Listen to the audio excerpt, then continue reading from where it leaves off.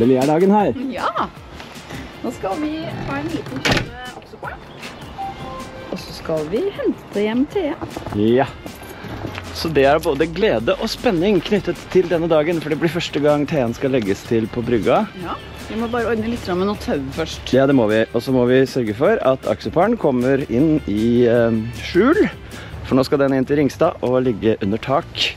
Frem til noen tar til vettet og kjøper den. Ja. Heldige er de. Ja, heldige er de. Første oppgave er å fikse noen tau som skal ligge klare når vi kommer med Thea. Oi!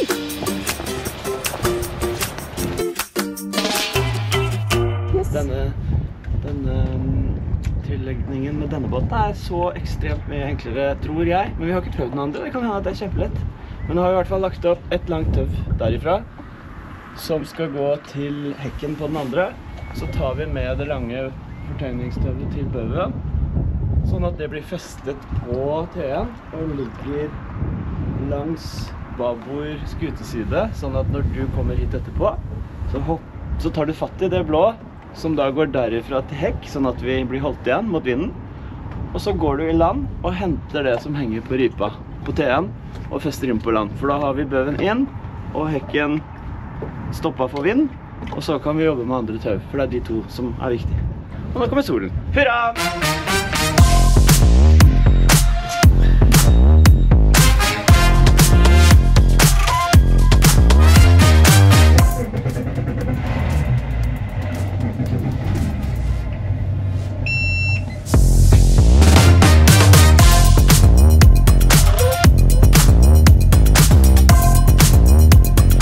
Si ifra hvis du skal ha med hjelp. Oi, oi, oi. Jeg har tatt det hvite. Men da stikker vi da.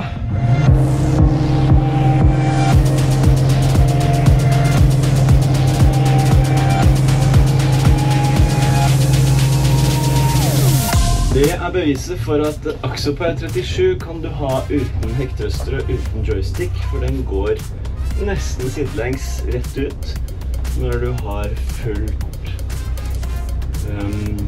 lagt over fullt og kombinerer med trøster. Trøster foran er greit. Hvis du ikke har det, så går det allikevel, men da blir det ikke noe rett ut til siden eller skrått ut til siden. Oxoporn, sannsynligvis siste fralegging fra hjemmehavn. Nåværende hjemmehavn, men plutselig så er det en annen hjemmehavn til denne fine båten. Selv gleder jeg meg enormt til å legge til Theen om et par timer bare, kanskje. Håper ikke det blåser opp. Akkurat første gangen er greit å gjøre i stilla.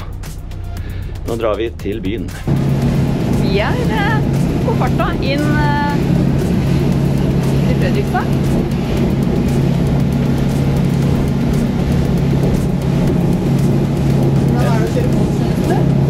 Det er gøy, det. Det er gøy. Og hvis noen lurer, så er det faktisk fri fart i Østerelva. Det er sikkert ikke de som bor her veldig glad for, og normalt sett så kjører vi saktere her, men akkurat i dag så skal vi rekke dette opplegget da, så da blir det sånn. Og når vi kjører i denne farta, så er det nesten mindre bølger enn hvis vi kjører i 8 knop.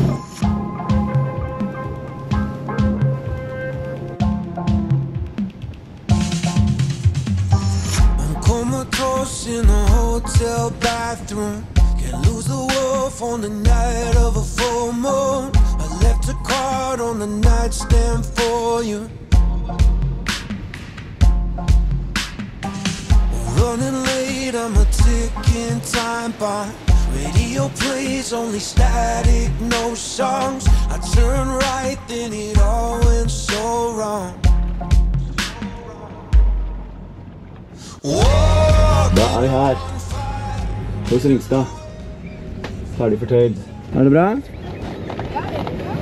Flott. Da er det bare 2 minutter til krana skal startes, så da får vi løpe opp der. Skal jeg sette på noe strøm? Ja takk, gjør det. Det er gull.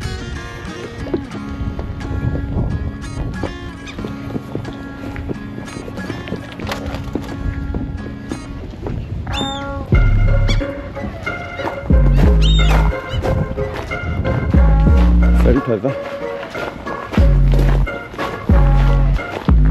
Nå må vi huske på å bunnstoffe.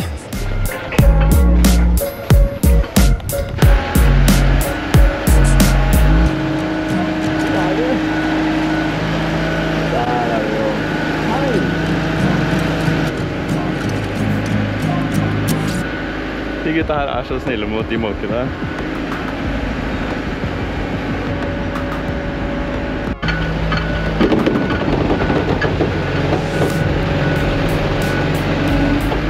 Nå flyr vi igjen. Jimmy og Sringstad har full kontroll på krana. Eller travel-liften. Og nå henger vi, så nå får jeg bunnstoffe litt, tenker jeg. Jeg har ikke mynt, jeg har ikke skrujern, men jeg fant den gamle rørepinnen. Egentlig så burde jeg nå tatt den her først.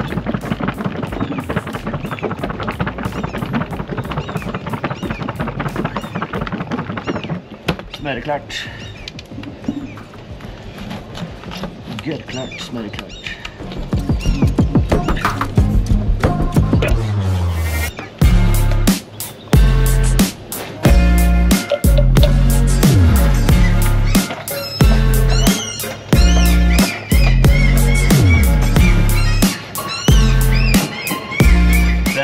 Særlig testen mulig her nå. Jeg kommer på.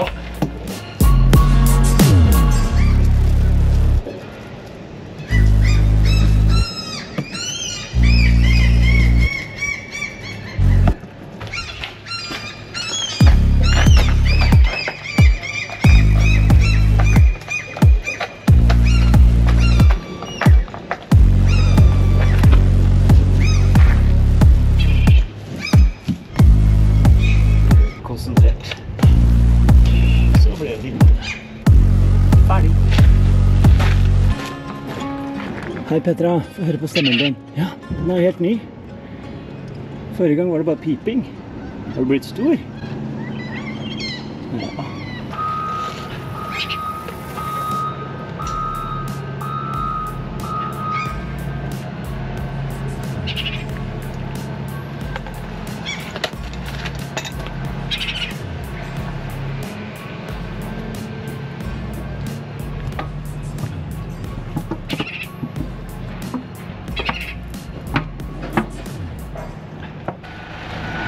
Da kjører Jimmy. Ha det, Petra. Hils mor og far. Jepp, ha et fint liv. Skitt fiske. Det er ikke så langt til maten. Og vi ruller.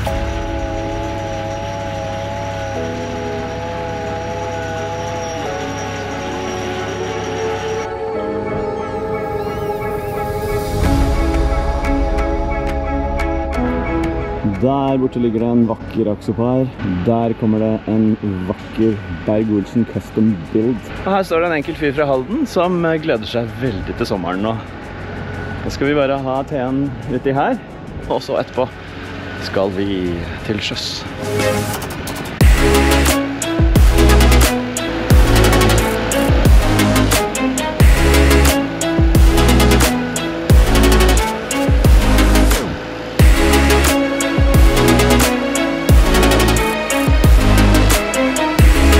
Så enkelt når man har utstyret til det. 22 tonn tror jeg vi snakker om.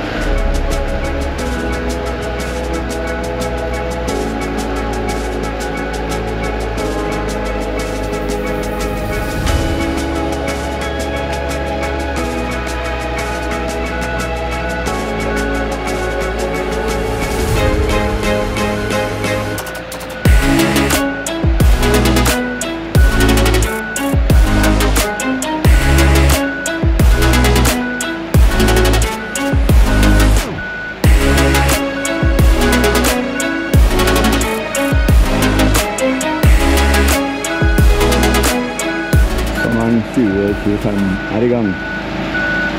Båten er i vannet. Og det var det. Henger på fendere nå da? Ja, vi kan henge ut fendere, i hvert fall på styrbord. Det kan jo være kjekt å ha et par på babord også før vi begynner å trekke bakover. Oh la la. We are on board. Skal jeg ta imot? Var det den vi skulle ha fra Bøven?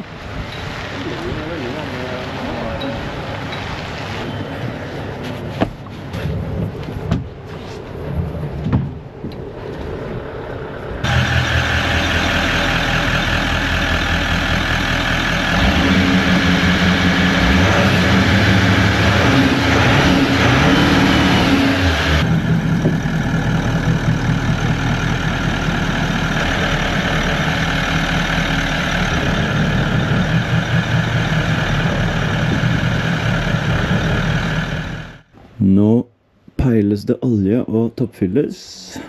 Så skal vi fortøyes til ei brygge borti her, og så skal han jobbe med joysticken for å identifisere problemet. Kanskje problemet står her, kanskje det er brukeren, kanskje det er kalibrering. Det får vi vite. Og verdens beste Lily, hun jobber og jobber. Da har vi åpnet kranene igjen, som ble lukket før vi tok båten opp, for der kunne det dryppe noen greier. Nå så jeg at vannet kom inn igjen, og det er like tett som det var. Så da begynner det å nærme seg oppstart. Så skal vi bakke ut herifra og bare finne oss en plass bort på brygga. Forflytningen er gjort. Derifra til ventebrygge. Hvordan går det? Verdens beste Lily.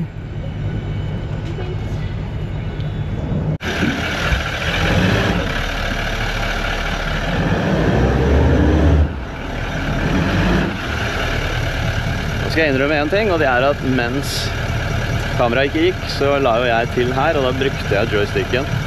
Og det var ikke noe feil da, vet du. Men nå tester Martin. Så det blir spennende å høre hva han sier etterpå. Men det var faktisk veldig behagelig å legge til med den. Jeg tror det er en vanesak også. Og som han sier også, vi er mest vant til å bruke spak. Manøvrere med spak, og gå fremover og bakover med spak. Og da er det en overgang til den joysticken.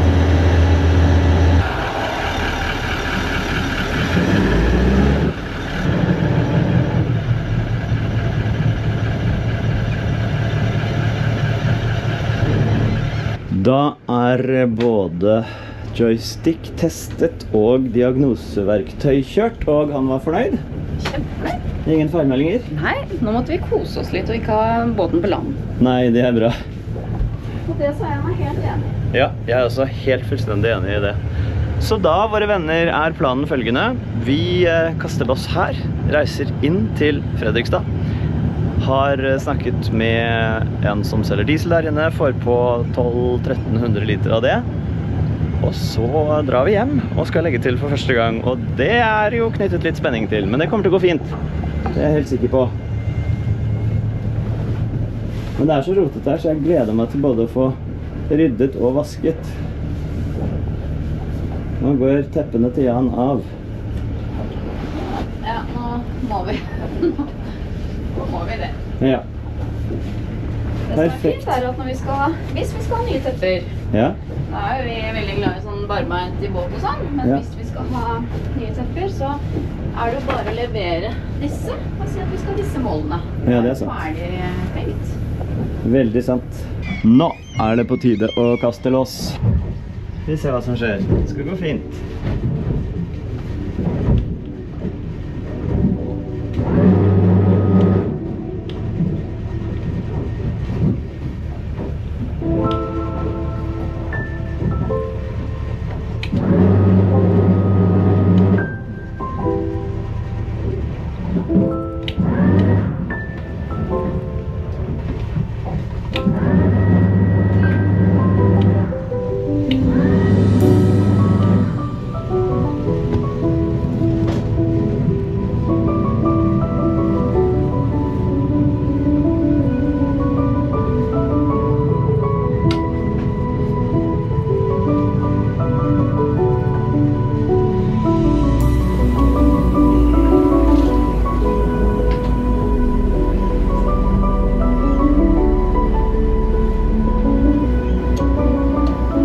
Da setter vi kursen mot Fredrikstad.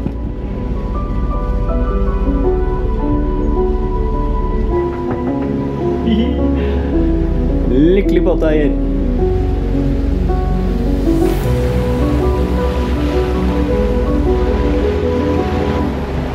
Du får noen skritt. Det blir bra i forhold til sommerens trening, da.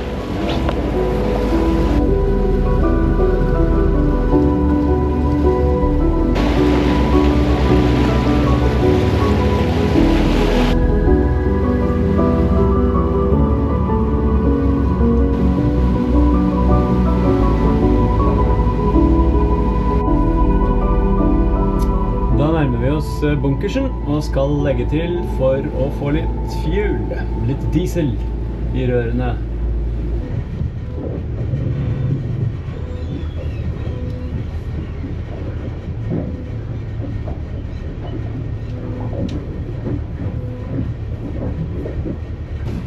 Ja, det var det. Der ligger vi ved bunkersbåten. Vi begynner med å stoppe da. Starte med å stoppe. Sånn. Nå er Lilly finansminister og olje- og energiminister og alle typer ministerier på en gang. Har du noen mening om hvorvidt denne kommer til å rekke over til andre siden også?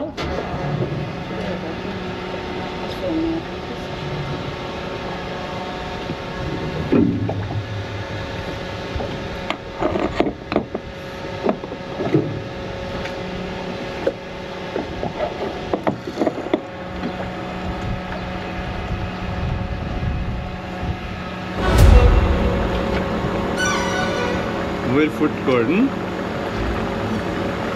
Hvor fort går den? Hva er den på nå? 370 kroner. I liter, ja. Det er liter. 24, ja. Takk. Mange liter går det på? Nei, 1490 kroner. Da skal vi gå og se på tankmålerne til Jan, for han har jo flere.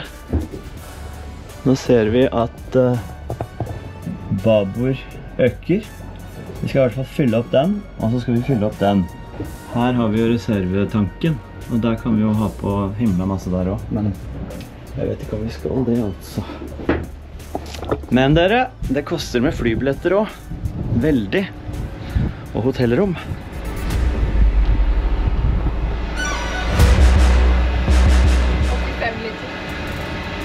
Mange kroner er det, ja? Nei da, tulla.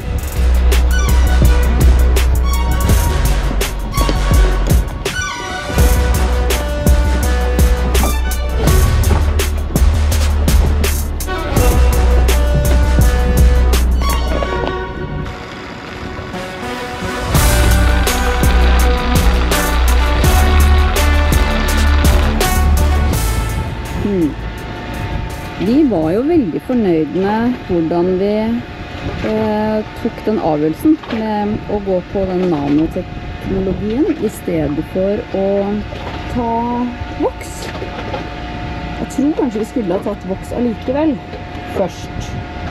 Og så er det sånn at man da burde ha tatt den nanoteknologien etterpå igjen, Lisa? Jeg har fått mange forskjellige tilbakemeldinger på det der. Jeg var veldig fornøyd med TC Nano på Akseparen. Ja. Fått masse kommentarer fra folk styrer unna TC Nano, det funker ikke og så videre. Jeg har jo sett det funker, men det er tydelig at det ikke funker på alle grunnlag. Nei. Greia med TC Nano er at når man har tatt på det, så blir festet for voks helt elendig. Så det var ikke noe vits i å vokse oppå den. Nei. Så det vi angrer på er jo at vi valgte en løsning uten voks, altså at vi valgte TC Nano. Sånn jeg forstår det.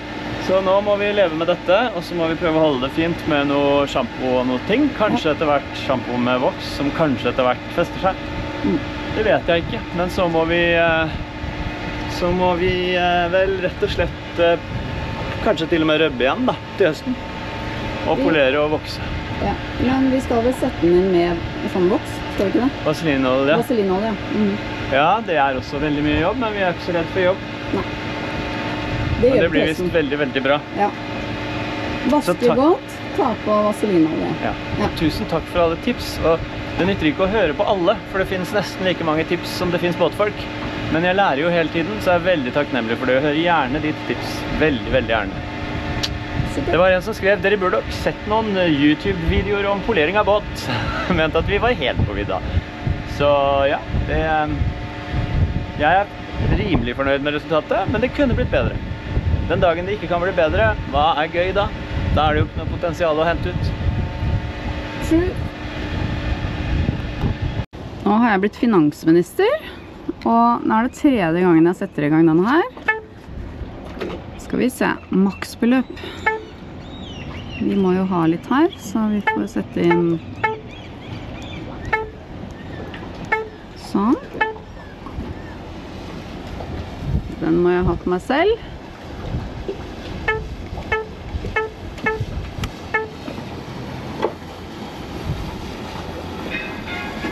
Og nå, vet du, så er jo den pistolen i båten, så derfor kan jeg ikke velge en. Men da lurer jeg systemet. Da tar jeg pistolen fra nummer 2. Oi, veldig samarbeidsvillig. Og setter inn eneren. Tilbake. Haha. Nå står det at eneren kan velges. Da gjør jeg det. Da starter den. Så må jeg bort og flytte pistolen igjen. For nå tror jo den at pistolen til riktig pumpe er der. Hei! Sånn. Så tar den tilbake. Nummer 2. Og da er vi good to go. Det blir bra.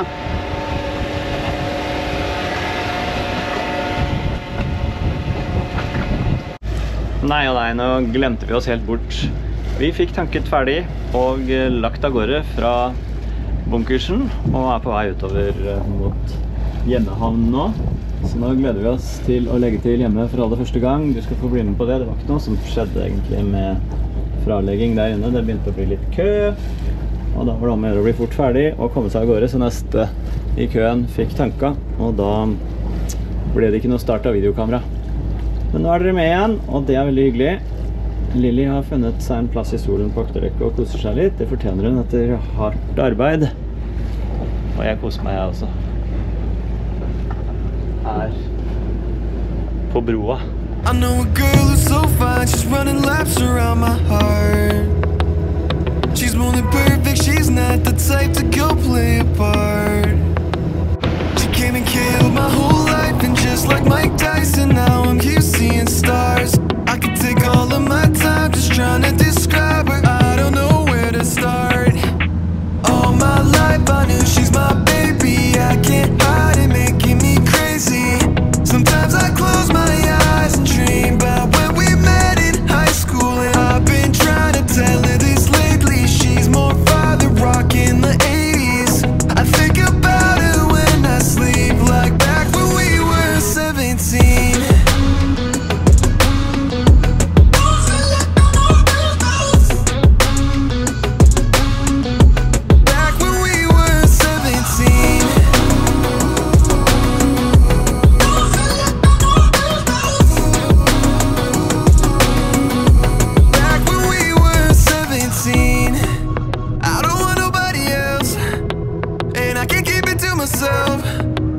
Girl, you know you got me dreaming.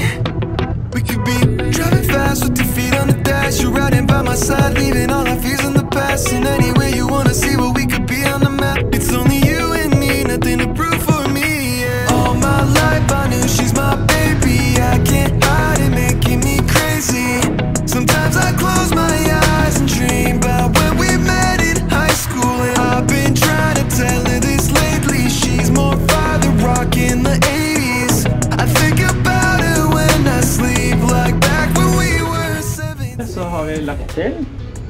Helt smertefritt. Veldig gøy. Jeg har sekundering på telefonen fra Lily, som er i full trim. Der ute. Der ute er hun. Skal jeg komme nå? Nei.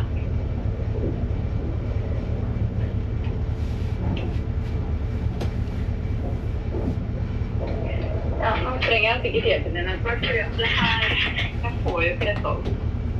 Nei.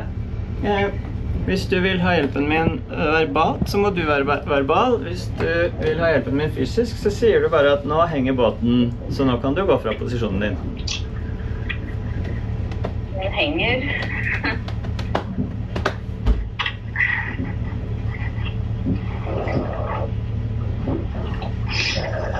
Det blå tøvet her ikke jeg keen på å bruke, for det gir meg for ekstremt dårlig vibes. Dårlig vibes-tøv kan vi ikke ha. Nei. Da skal vi ikke bruke det. For et flott skue. Vi har lagt til, og så kommer denne skjønnheten seilende forbi. Trygg seilas under vinrøde seil. Jeg er så fornøyd. Jeg er så lykkelig nå. Jeg er så glad for at nok et prosjekt som vi har vært veldig spente på har gått fint. Her ligger hun. Her har vi veldig klart vann i dag, så her ser vi det Styve Havn fortalte oss om den steinen som ligger ut der. Men ellers er det mer enn 2,5 meter dypt der hvor dreven er. Og fremover ligger vi nå helt perfekt. Vi skal gå til innkjøp av et par litt større, ja, type den fenderen der, for å ha foran. Og slik ser det ut fra land. Bau, bau, midtskip, og hekk. Dette er altså 17 meter. Tenk om det hadde blitt 24, det hadde vært galskap.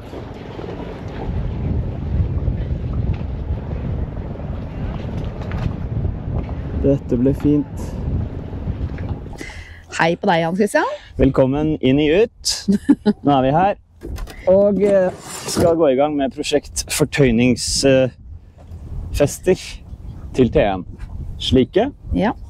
Som altså er øyebolt for fjell med kile 19 mm. Og dette skal holde i alt vær. For å få ned de i fjellet, så skal vi jo bruke hull som er fra før, for ikke å skade naturen. Det er plenty med hull her. Men vi må utvide dem bitte lite grann, og det tror jeg er greit. Så her har vi et 24 mm bor. Disse er 19 mm, de 5 mm er ekspansjonsbehovet. Jeg kjøpte 10 meters tøv, i den tro at det skulle være mer enn nok. Det er det ikke, men det er nok.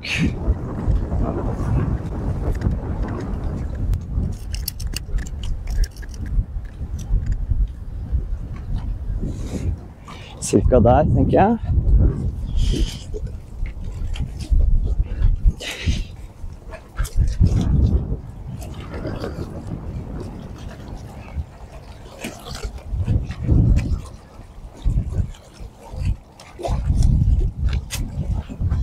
Nå har Andersen fått ny lue.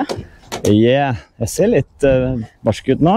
Jeg er litt usikker på, må vi ha den når vi borer? Lua? Ja. Nei, men vi må ha de. Ja. For det bråker. Vi må huske på etterpå, før vi fester tøvet, at vi skal ha inn på sånn slange på de slitepunktene der hvor tøvet blir liggende og gnisse på fjellet. Ok. Så det må jeg huske på før jeg knyter alt for godt. Sånn, sånn, sånn. Er vi nødt til å ha den, liksom? Sånn, ja. Vi hadde ikke noe penere løsning? Til å begynne med så må vi ha den, fordi tøvene 2 døgn over den steinen, så er de flisa i stykker. Ok, rett. Men vi kan bytte dem til gyllen strømpe, eller gul og hvit strømpe, eller hva. Ja, det estetiske, vet du, Andersen, er litt viktig det også. Men sikkerhet først. Ok, har vi langt nok? Ja. Sånn, da mangler vi bare vannslangen. Og du vet hvor det skal være? Ja. Ja. Det gjør jeg.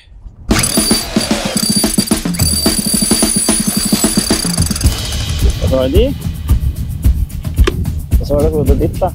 Men du skal bare stå litt.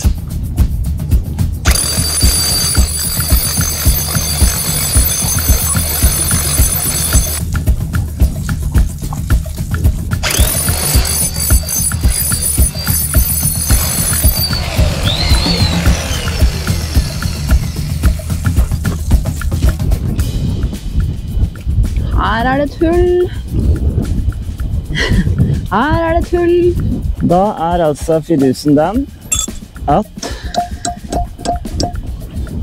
denne skal slås ned I hullet. Ja.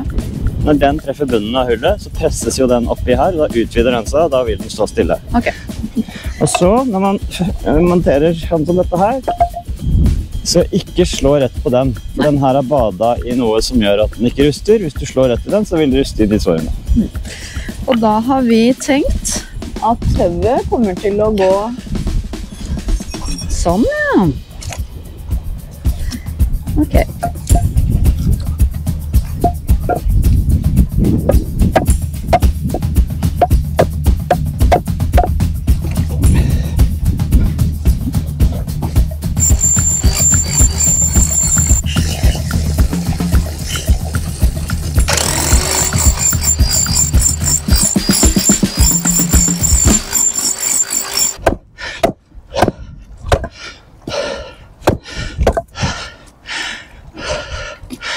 Det var ikke like lett som de sa I butikken, men ja.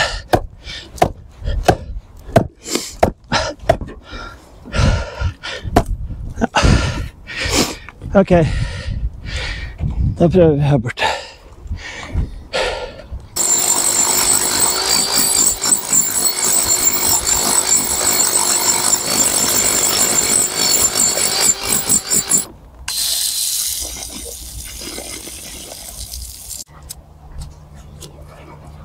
Det blir perfekt. Da sitter det et øye der, og et der borte. Det klart det blåser, jeg vet ikke om dere hører oss nå, ja, men det altså båtsesong I Norge, og da blåser det. Men nå begynner vi å nærme oss. Da har vi fått helt perfekt den borteste der, den ble kjempebra. Jeg ser du har knytt tauet på en spesiell måte. Det en grunn til det? Nei, det var bare for å bruke det opp. Okay, for at det skal henge langs, ikke ligge på bakken. Forhåpentligvis så vil det ikke ligge og gnisse, så kan du filme her. Jeg har jo et sånt armert plastikkrør som jeg tenkte jeg skulle ta rundt slangen der hvor det eventuelt gnisser. Men estetisk ansvarlig, Lilly, synes ikke det var så pent.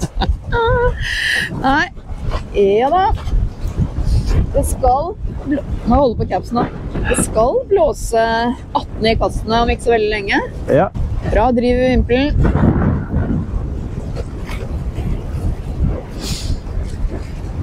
Men da får vi jo testet fortøyningen vår med en gang da, så det bra. Nå skal vi se her nå.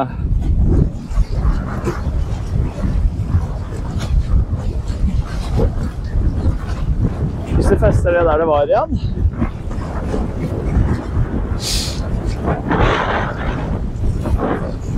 Vi trenger ikke å stramme det sånn kjempeveldig, for det en fordel at den går litt ut fra brygga. Jeg skjønner. Det der veldig bra. Hva var det siste du sa? Jeg sa nå jeg fornøyd med deg. Fornøyd? Ja. Ja, så bra. Jeg klarer ikke prinsesse og frosken. Nei. Den festingen her, det du jobber med nå? Ja. Ja.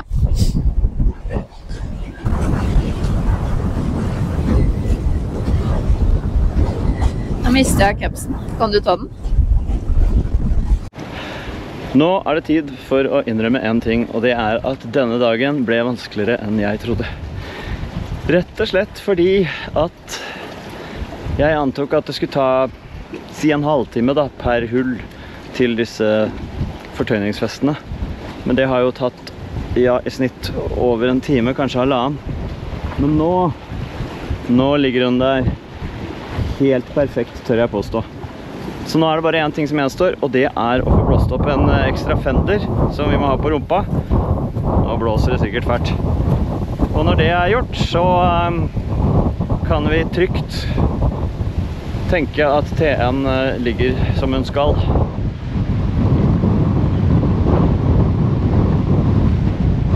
Så nå skal jeg bare se om jeg klarer å få luft I den blåsa, og så tenker jeg vi kaller det lørdagskvelden.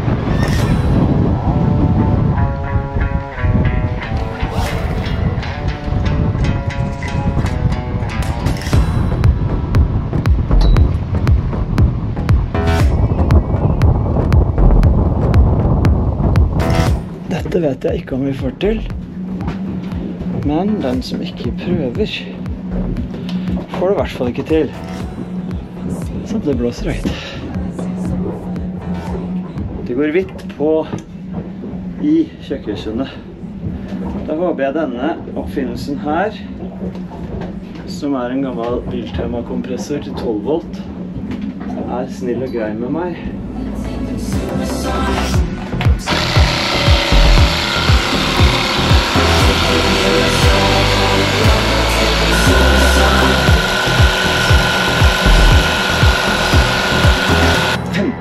Senere.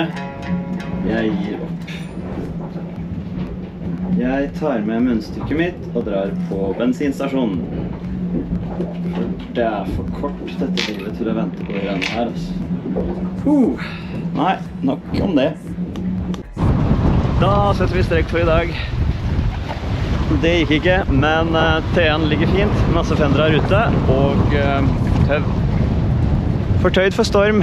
Det er ikke storm, men stiv kuling nå.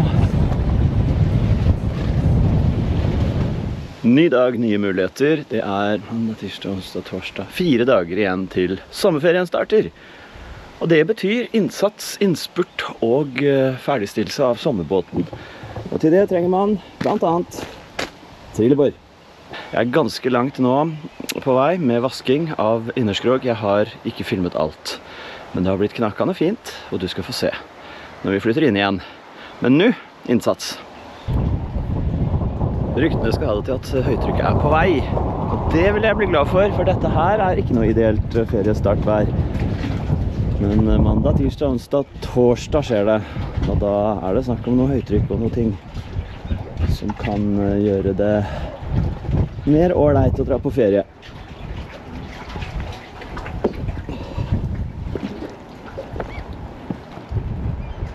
Jeg er så spent på om jeg får vekk dette her. Jeg tror veldig. Det er andre oppgave i dag. For først skal vi flytte ut dette rommet her. Her er det mye greier som ikke skal være her. Nå er det noe luktting på gang her. Hva er det som står her, Lili? Hva sier du? Hva er det som står her og så gir sånn damp? Det er eteriske oljer med en sånn appelsinduft. Ok. For å finne roen når man vasker. Ja. Det er ganske mange flekker, men vi tar det etter hvert. Men du tar det på fortløpende, det blir jo kjempefint. Ja, det blir det. Vanligvis så jobber jeg med å bli ferdig rom for rom. Nå skal jeg vaske alt før jeg tar rom for rom. Så da kan dere bare begynne å sette veddemålene på om vi kommer til å rekke det til torsdag eller ikke. Ja, vi har vel godt målt. Ja. Jeg er ganske sikker på at det kommer til å bli kjempefint. Etter den store jobben du gjør nå, så er det jo bare å pynte etterpå. Pynte er gøy. Ja, pynte er fint. Vi skal jo gi en tour til seerne våre. Ja, når det er ferdig. Ja. Se, han er flink. Oi, oi, oi, oi, oi. Det regner ute. Det blir ikke noe mindre vått av tanskelse. Det gjør å vaske. Så jeg blir inne. Jeg holder jo på her nede og vasker og vasker og vasker. Men det gjør han synes jeg nå. Det kommer til å bli så fint.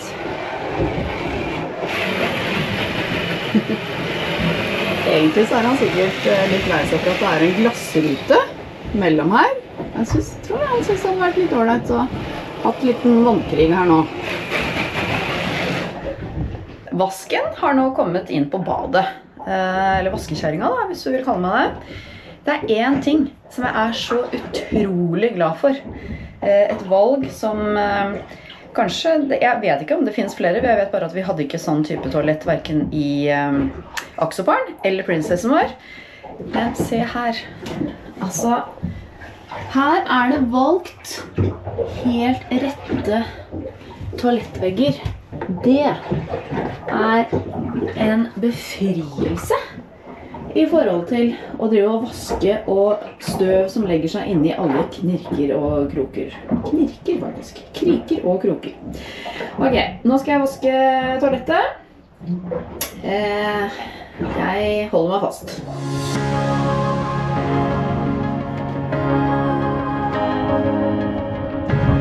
Hvordan går det? Jeg synes det blir bedre. Ok, men blir det bra nok da? Ja. Supert. Det noen ting som ikke går bort i det hele tatt. Da må det males. Ja. Nå skal vi få på, det litt mye regn i lufta til å ha på mikrofonene. Så, men dere må jo få være med når vi vasker båten.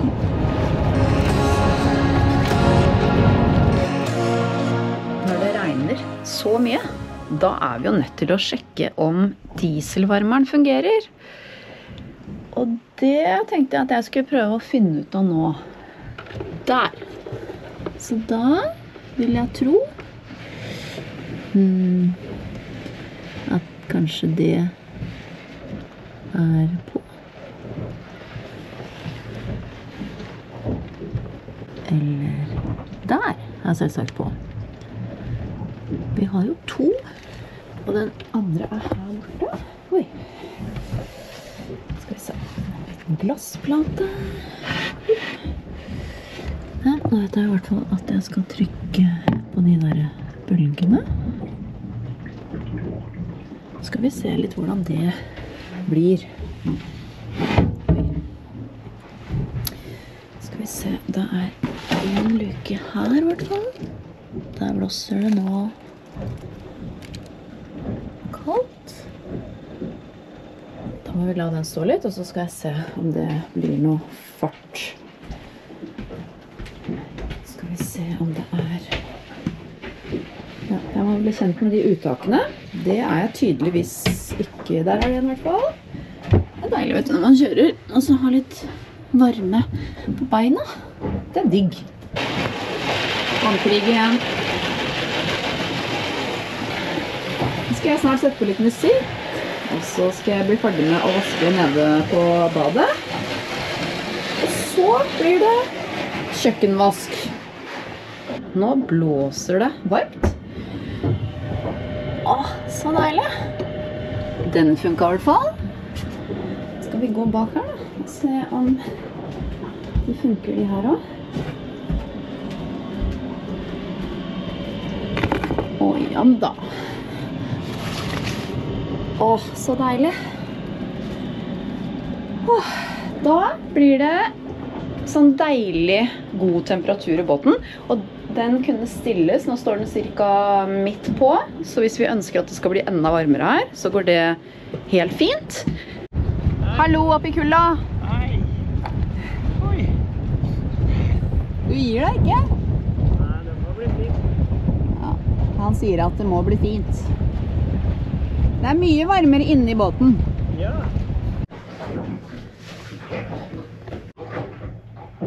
Altså, nå skinner det overalt. Han synes han har gått helt berserk. Driver med autosol rundt omkring i hele båten. Vinduer. All over. Hva synes du om joysticken? Jeg synes det ble kjempebra. Den var jo sånn svartpirket og ugrei. Ja. Nå skal jeg vise før og etter filming av vask. Så jeg håper at dere vil se en forskjell. Ja, jeg har vasket. Det litt bedre. Men jeg tror kanskje vi må fuge opp eller et eller annet på nytt. Eller ja, jeg må tenke meg litt om. Kanskje Hans Christian har et godt forslag på hva jeg kan gjøre der. Det ble ok. Denne må oppdateres. Den har ikke vært oppdatert siden 2016. Så da har vi kommet oss på nett. Det går unna når det først setter i gang, så nå har jeg altså fått lastet ned oppdateringene fra Raymarine og satt i gang her. Og foreløpig, bank i bordet, så ser det bra ut. Og det som kult og det sikkert helt vanlig, men jeg ble takknemlig for det, for forrige gang jeg skulle oppdatere noe, så måtte jeg inn og oppdatere på hver enhet, men her oppdateres alt når hovedenheten oppdateres. Så nå blir også autopiloten oppdatert. Og jeg håper at det det som skal til for å få den til å fungere, for det har jo stått noe om at ting ikke har vært riktig. Så derfor håper jeg at det kommer til å løse seg nå.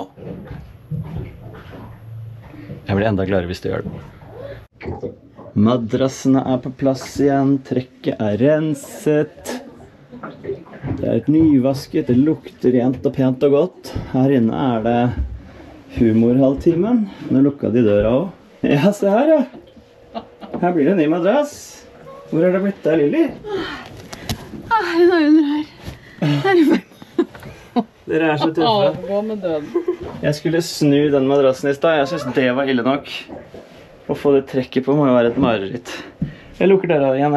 Ja, gjør det. I dag har jeg også byttet batteri på denne gnisttenneren på komfyren. Og hvis du har en sånn komfyr og lurer, fordi den ikke har gitt gnist på en stund når du trykker på knappen, men så har du liksom ikke egentlig, sånn som meg, tatt deg bryet med å sjekke hvor det batteriet sitter, fordi det sikkert sitter veldig vanskelig til. Meg da, det gjør ikke det. Her er komfyren. Der er den. Og der sitter batteriet. Det er bare å skru opp den, så kommer batteriet ut. Vanlig AA-batteri. Yes. Så da fungerer det. Så har vi fått vasket vaskene og armaturene. Nå har det blitt litt skjoldete, ser jeg, men det er fordi vi jobber samtidig. Jeg har vært på kjølen i alle skott, helt foran og akterover. Ikke vært i batterirom og motorrom ennå, men det blir sannsynligvis i morgen. Det var gøy å se. 2 minutter igjen. Ok.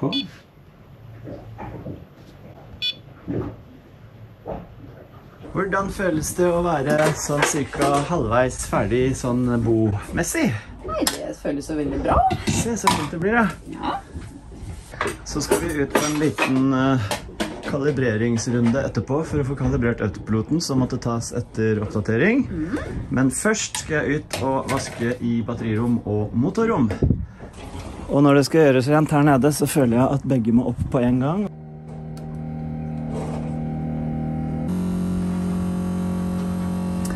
Sånn, det skal bli godt å få det rent og pent nedi her. Da er begge åpne, og vi kan begynne.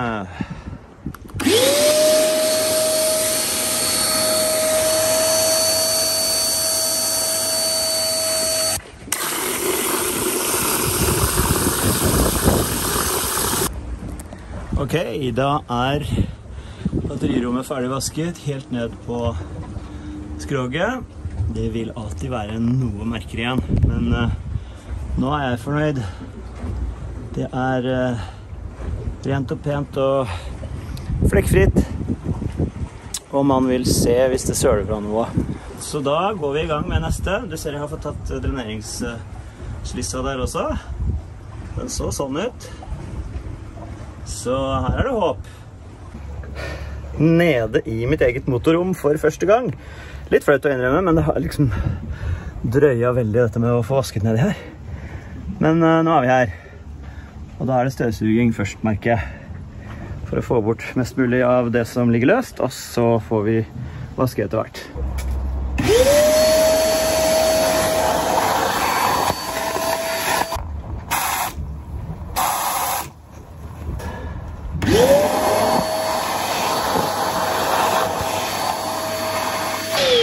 Hva tror du?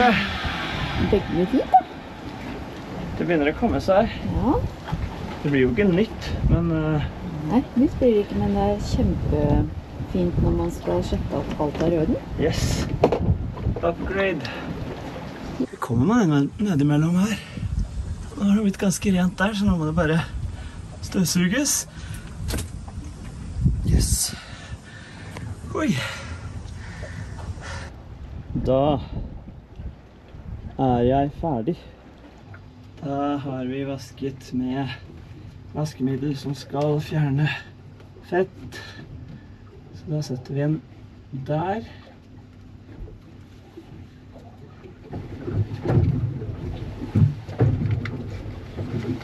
Sånn, og så driver den på plass, akkurat som en brann- eller røykvarsler. Jeg håper jo ikke at det skal gå noe vannalarm her uansett, for hvis det gjør det, så er det noe som er alvorlig gærent. Ok, Da skal jeg lukke denne luka og ha veldig god samvittighet for å ha gjort renholdsarbeidet som jeg lovte dere. LGKC, bedre kjent som T1, er herved rengjort i de 2 aktere skottene.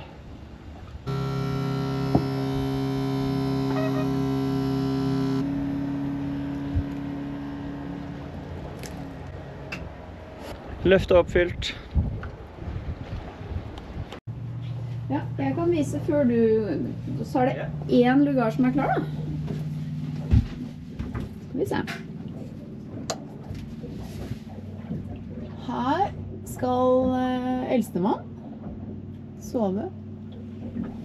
Helgen som kommer. Hvordan går det der nede? Nå har jeg plassert vannstøvsugeren. Vi skal bruke den hver dag. Nei. Hvor er den? Innerst der? Innerst på plassen sin. Der har vi en. Jeg har bestemt meg etter masse googling og internettjobbing for å gå for Navionics Plus kart. Kartene som står i denne Raymarine E3 165. Oi, det er mye nytt å lære seg. Plotteren, det er altså da E3 er visst kartbiten, og 165 er modellnummeret på skjermen. Ja. Og autopiloten og alt sammen som henger sammen er i et nettverk, NMEA-nettverk, og Navionics Plus-kartene anbefales veldig. De går ikke an å laste ned sånn uten videre, så nå har jeg bestilt en kartbrikke med dem på, og så får vi prøve å få satt igjen det på tirsdag. Så det er bra. Her nede har Lily vært og gjort magi. Nå er det altså så hyggelig her. Se! Det er jo nesten ikke til å kjenne igjen. Og hattene er på plass. Og her er det i orden. Hurra! Vi klarte det! Vi gjorde det, så nå er det gjort. Vi er klare for å dra på ferie. Yes. Er det bare noen bitte små ting igjen? Ja, det er kalibreringen av det kompasset. Det må vi ta kvelden før vi drar, for da har vi fått kartene, og alt er liksom satt sammen som det skal være, selv om det kan kalibreres uten kart. Og så er det litt klær og litt toalettsaker og litt mat og litt sånn. Sant. Men ellers er vi nå klare. Se så hyggelig hun har gjort det. Det har blitt så fint, og vi gleder oss. Når vi kommer oss av gårde, så skal vi bare ta et par dager med å leve oss inn, og så skal vi lage en skikkelig tur rundt i båten for deg. Ja. Det som er planen nå er avreise på torsdag. Det får jo du se i neste episode da, som kommer fredag klokka 20. Rett og slett. Det er bare å henge med. Ja, og huske å dele og like og abonnere. Yes. Vi mener ikke å være storkrevende, men det betyr så utrolig mye for oss, og nå er vi i en god steam. Det er stadig flere abonnenter, og det er stadig flere likes, og det er veldig viktig det for denne algoritmen til YouTube. Så vi er dere evig takknemlige. Så nå kan vi snart ta på hatten, Ja. og så er det bare ferie. Ja. Vi håper du også har det supert. Kanskje er du i gang med ferien, kanskje gleder du deg til ferien. Kanskje er du ferdig med den allerede, da håper vi den var superfin. Ja. Topp, vi ses om en uke. Ha det!